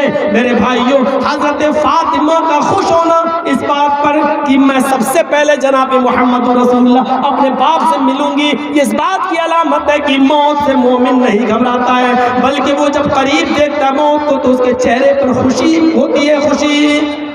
اللہ کے رسول اپنی بیویوں کے پاس, آخری وقت ہے, اپنی بیویوں کے پاس بیٹھے. یہ تو اہل بیت میں ہو گیا کون سب سے پہلے جائے گا, لیکن بیویوں میں بخاری شریف کے الفاظ ہیں, آپ کی ساری بیویاں آپ کے پاس بیٹھی تھی جو نبی اکرم کے انتقال کے وقت زندہ تھی, وہ ساری بیویاں آپ کے پاس بیٹھی ہوئی تھی. تو حضرت عائشہ کہتی ہے کہ میں نے اللہ کے رسول سے ایک مسئلہ پوچھا, مسئلہ نہیں تھا بلکہ وہ ایک جانکاری تھی, کہ اللہ کے نبی مان لیجئے اگر آپ اس بیماری میں چلے گئے اور اللہ کو پیارے ہو گئے تو یہ بتائیے کہ یہ جتنی بیٹھی ہیں یہ سب آپ کی بیویاں ہیں. کہا ہاں.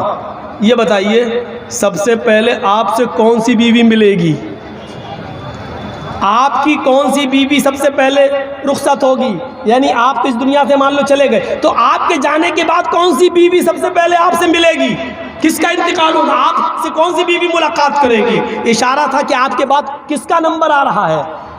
تو اللہ کے رسول بھی کسی کو ناراض نہیں کرنا چاہتے تھے, سوال بڑا ٹیڑھا تھا. بیویاں سب بیٹھی ہوئی ہیں, کیسے کہتے ہیں, لیکن آپ نے ایک ایسی علامت بتائی, آپ نے فرمایا عائشہ یہ تو بہت آسان ہے. کہا کیا؟ کہا میری وہ بیوی سب سے پہلے مجھ سے ملے گی میرے انتقال کے بعد, سب سے پہلے وہ بیوی مجھ سے ملے گی, یعنی اس کا انتقال سب سے پہلے ہوگا جس کے ہاتھ سب سے زیادہ لمبے ہوں گے, جو ہاتھ جس کے سب سے زیادہ لمبے ہوں گے. بخاری شریف کی حدیث.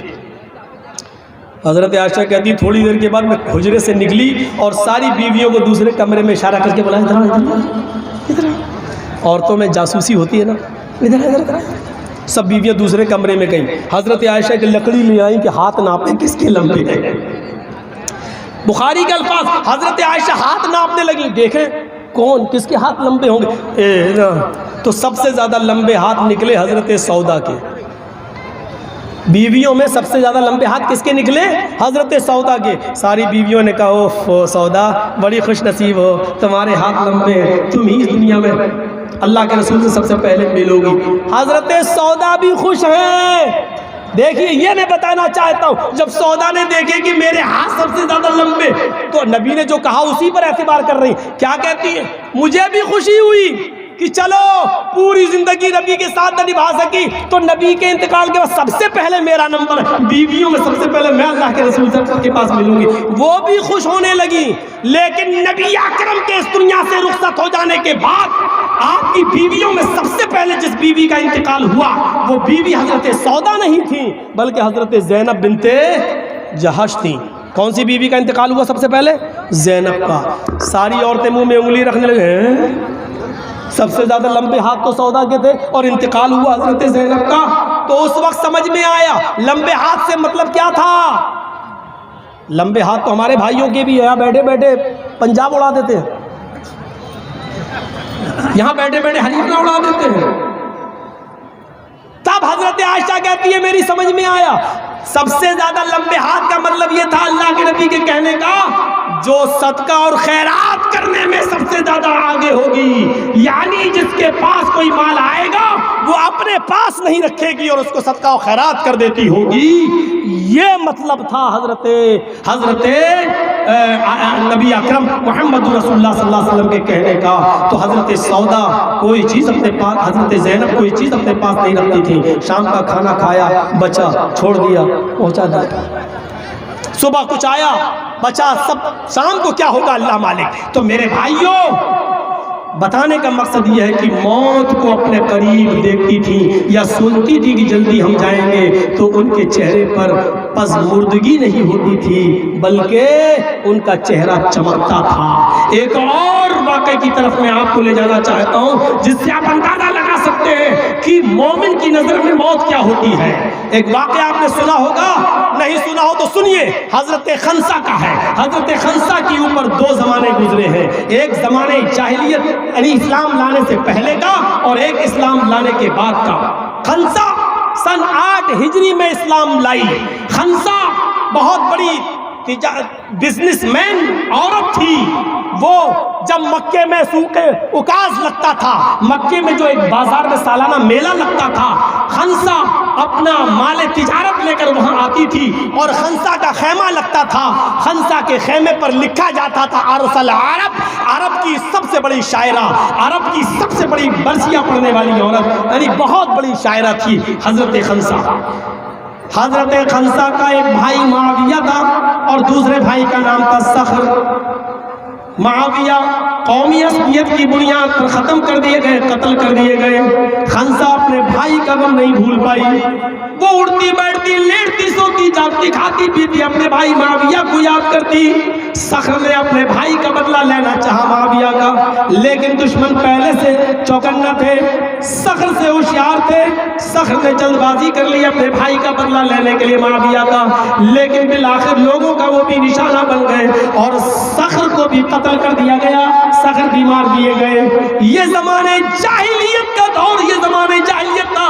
خنسا نے اپنے بھائی صخر کے مرنے کے بعد، اس کے قتل ہو جانے کے بعد گویا کہ اس کے اوپر جنون سا طاری ہو گیا، جنون سا طاری ہو گیا، جنون سا طاری ہو گیا، اور اس نے اپنے بھائی کے قتل کے بعد جو شعر پڑھا وہ یہ تھا، یذکرنی طلوع الشمس صخرا واذکرہ لکل غروب شمس۔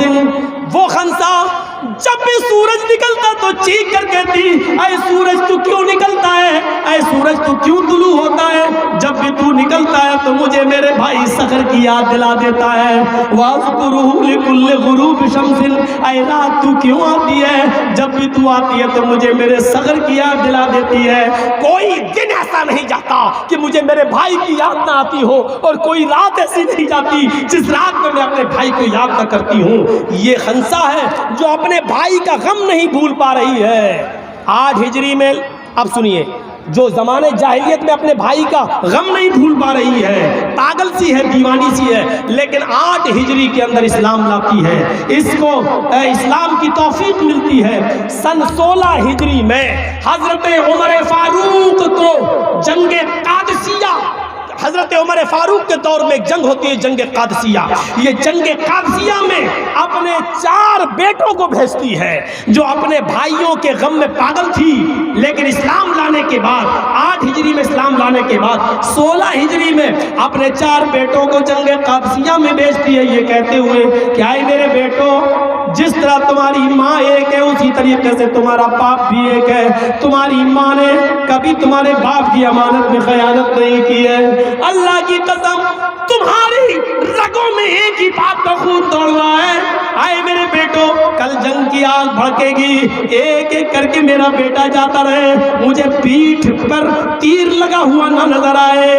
میرے سامنے جب تمہاری لاش آئے تو تمہارے سینے پر تیر لگا ہوا ہو، تمہارے سینے پر تیر لگا ہوا ہو۔ آئے میرے بیٹو، میں چاہتی ہوں کہ کل قیامت کے دن جب اللہ تمہیں جنت میں داخل کرے تو تم جنت کے دروازے پر کھڑے ہو کر میرا انتظار کر رہے ہو۔ آئے میرے بیٹو، محمد رسول اللہ کا پرچم گرنے نہیں چاہیے، عمر فاروق کو شرمندگی نہیں ہونی چاہیے، اسلام کا پرچم گرنا نہیں چاہیے۔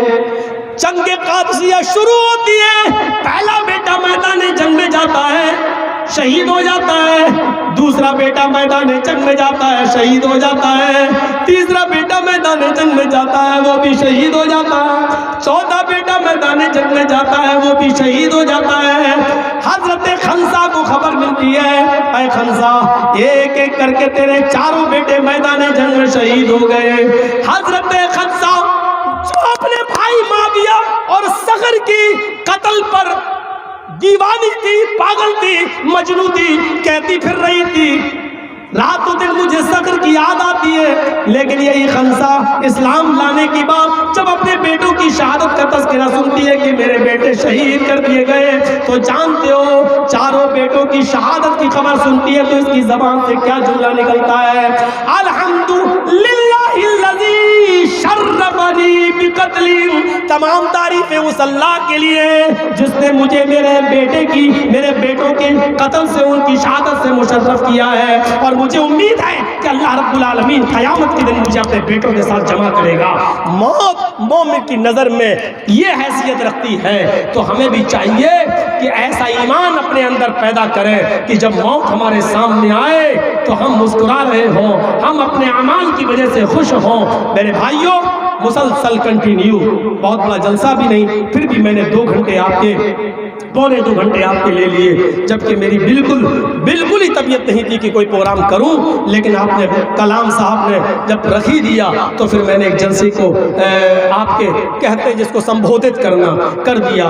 موت کا یہ پیغام آپ کو دینے کے بعد آپ سے اس امید کے ساتھ رخصت ہوتا ہوں کہ انشاءاللہ اپنی اصلاح کریں گے, چوری اور ڈکیتی سے بچیں گے, مجبور اور بے بس اور بے سہارا اور غریب اور یا امیر بھی کیوں نہ ہو, ان کو غلط طریقے سے ان کا پیسہ نہیں چرائیں گے, لوگوں کو دھوکہ نہیں دیں گے, اپنی زندگی کو سدھاریں گے, نیک اعمال کریں گے. آئیے ہم سب دعا کریں الہ العالمین سے کہ بار الہ ہماری خطاؤں کو معاف فرما دے, ہمارے گناہوں کو بخش دے, ہم جمیع مسلمانوں پر رحم فرما. اے اللہ, جب تک تو ہم جو بیمار ہیں ان کو شفائے کاملہ اور عاجلہ عطا فرما, جو ہاسپٹلس میں ایڈمٹ ان کی دواؤں میں صحت و تندرستی کوٹ کے بھر دے, جو لوگ تیری رحمت کو جا چکے اللہ ان کی قبروں کو نور سے بھر دے. ہمیں جب تک زندہ رکھ, اسلام کو زندہ رکھنا, اور جب ہمارا خاتمہ ہو تو ایمان پر ہمارا خاتمہ فرمانا. وما علینا الا البلاغ المبین وآخر دعوانا ان الحمد للہ رب العالمین. السلام علیکم ورحمۃ اللہ وبرکاتہ.